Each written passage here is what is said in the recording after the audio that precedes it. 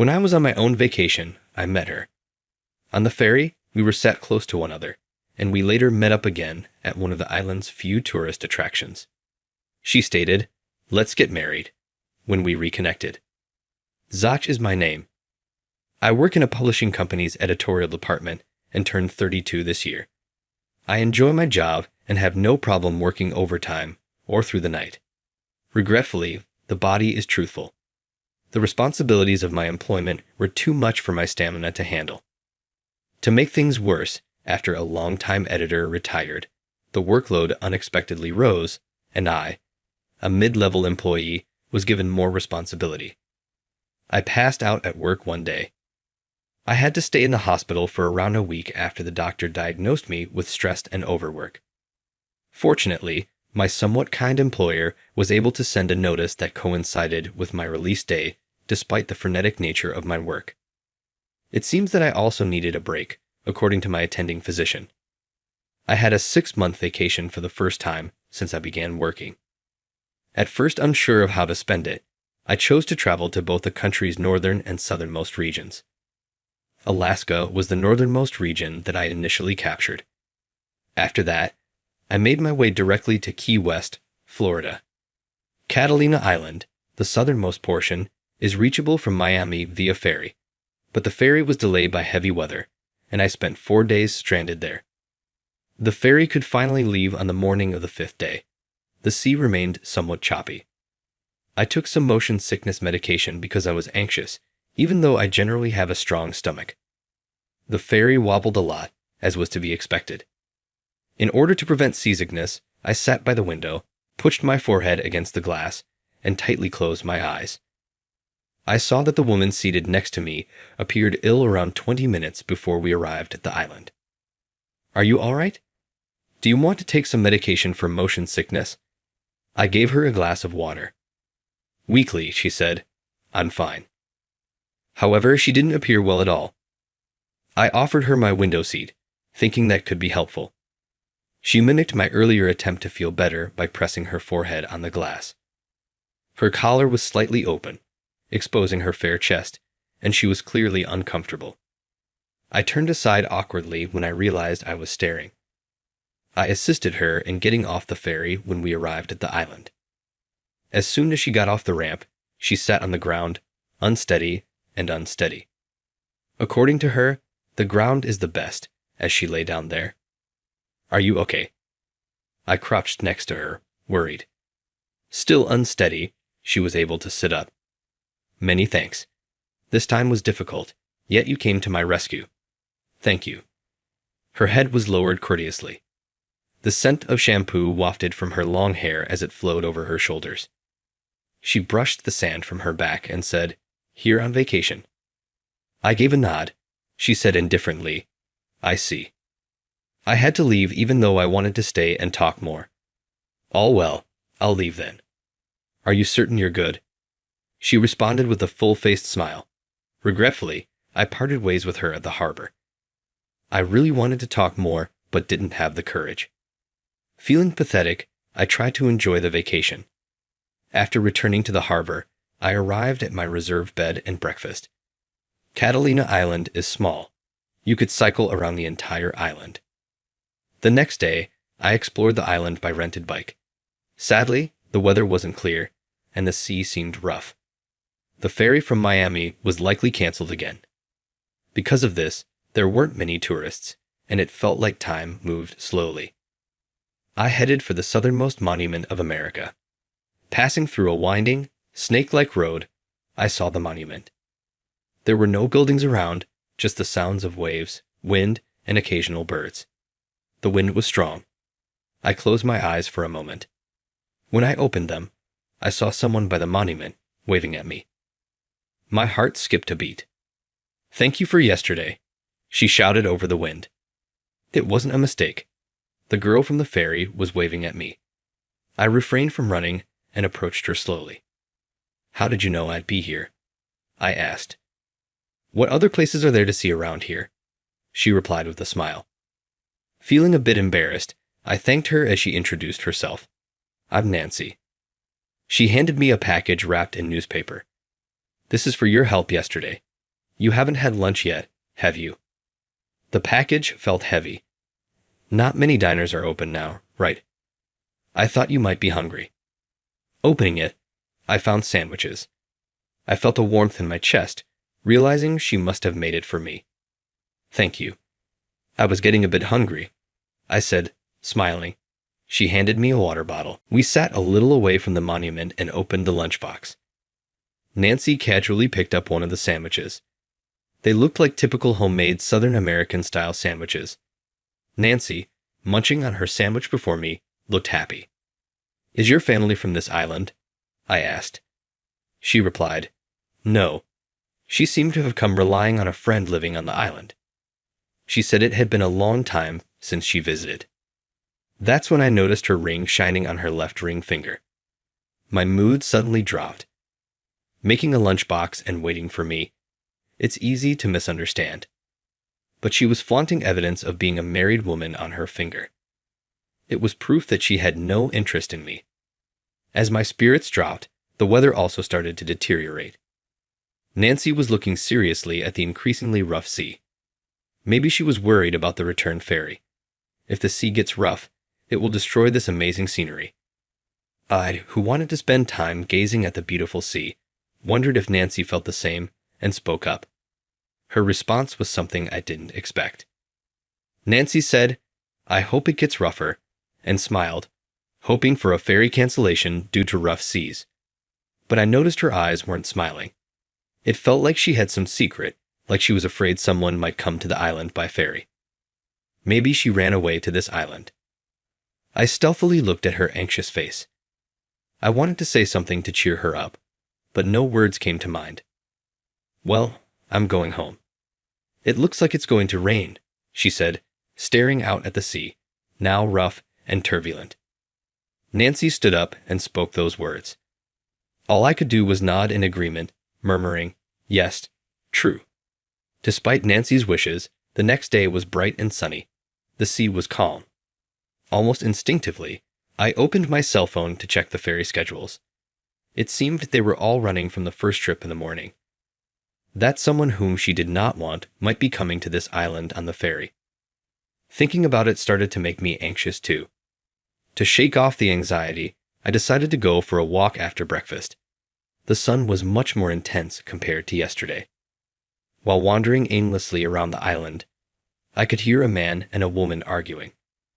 Without much thought, I headed in the direction of the voices. The scene was in front of a small house. There was a flashy, flamboyant guy raising his voice at someone. Nancy was standing in front of him with a sullen expression. Apparently, this man was Nancy's husband. I realized this must be the unwelcome someone that she was avoiding. Something must have happened, and Nancy had run away from her husband. Facing her loud, furious husband, Nancy remained cold. I couldn't intervene in a marital spat, so I decided to quietly leave the place. I'm telling you, I've had enough. I can't stand being hit or abused by you anymore. Nancy's voice, which was calm initially, was getting increasingly louder. Hearing her speak about being regularly abused, I stopped in my tracks. If her husband was violent towards Nancy, I felt I had to intervene. Just shut up and come back home. You are making me chase you all the way out here. Her husband's shouting became louder and louder. I suddenly noticed a flashy woman wearing sunglasses sitting in a car that he apparently drove here in. She was watching the quarreling pair from the car, looking bored. You came all the way here. What were you thinking, bringing your affair partner to take your wife back? Planning a romantic getaway on the side? Nancy pointed at the car as she spoke. I see. The woman in the car seemed to be the husband's mistress. Things were starting to feel complicated. That's it. Please, let's get a divorce. At this word, her husband reacted. His face turned bright red, and he tried to drag Nancy by her arm toward the car. It hurts. Let me go. Are you planning to lock me up again? I'm not a pet. Let go of me. You should just wait for me at home and shut up. Don't think there's any more happiness in this world. I couldn't just stand there and watch. I had to step in between them and knock his hand away. He suddenly gave me a suspicious glare as I interrupted. "Leave her alone. She doesn't want this," I said to him, shielding Nancy behind me. He clicked his tongue. "Who are you?" I replied that I was her friend. I told him I had heard their conversation, and that it's wrong to forcefully take her home when she's refusing to go. "What the heck? Aren't you having an affair too? Do you think you are in a position to say anything about my affairs?" Apparently, he misunderstood me as Nancy's lover. He laughed, making fun of Nancy. Moreover, he began berating her. "This is what you get with such a flirty woman. Don't speak so ill of her." I couldn't keep calm anymore seeing how he insulted her. He reached over my shoulder and grabbed Nancy's hair. Nancy, being pulled forcefully by her hair, almost toppled forward. "It hurts. Let me go." He pushed me aside and tried to take Nancy away. To be clear, I'm not the fighting type. I'm terrible at confrontations. But this was not the time to back down. I got up and took Nancy back just before she was made to get into the car. I quarreled with her husband next to the car. Nancy stepped in between us to separate us. "I am divorcing you." This time, it was my turn to be shielded by Nancy. With her arms spread out, she stared him down while shielding me behind her. "What will you do after divorcing?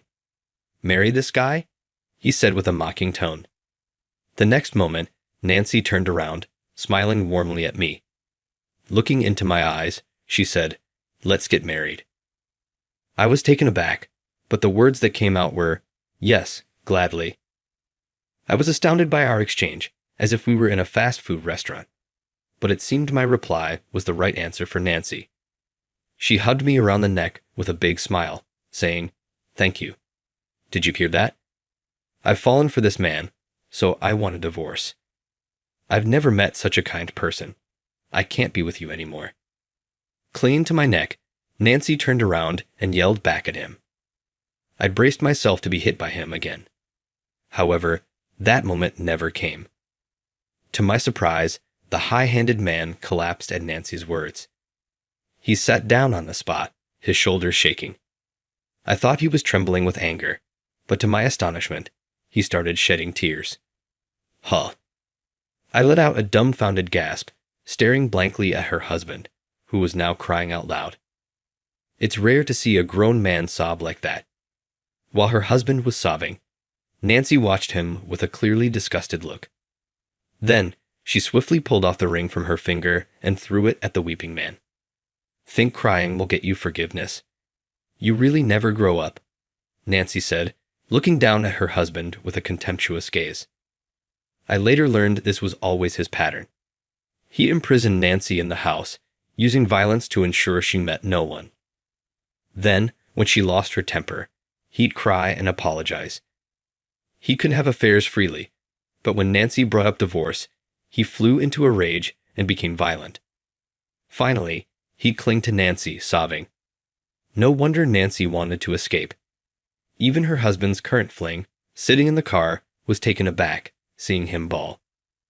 "I remember when you were kind," Nancy said. This is the end of the road for a selfish man who thought a gentle woman would forgive everything. At Nancy's words, her husband's crying became even louder. "I'll have my attorney contact you about the details." "Don't ever come near me again," Nancy declared. Leaving her sobbing husband behind, she tightly gripped my hand and started walking. When I looked at her profile, she was firmly closing her mouth and staring straight ahead. "Hey, did you really fall for me?" I asked Nancy, who was walking silently. Nancy answered, "Yes." I felt the temperature of her hand rise slightly at that moment, so I didn't ask any more questions. She probably wasn't lying. I was sure of it. "Hey, let me say it too," I said. She stopped and looked up at me with upturned eyes.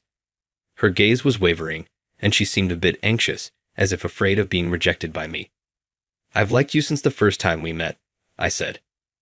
I'll never forget Nancy's face turning red up to her ears. It's been 10 years since then. Nancy's fierceness back then was something else.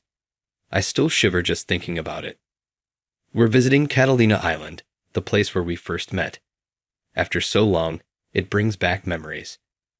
Next to me, Nancy, with my wedding ring shining on her finger, smiles and says, "This place brings back so many memories."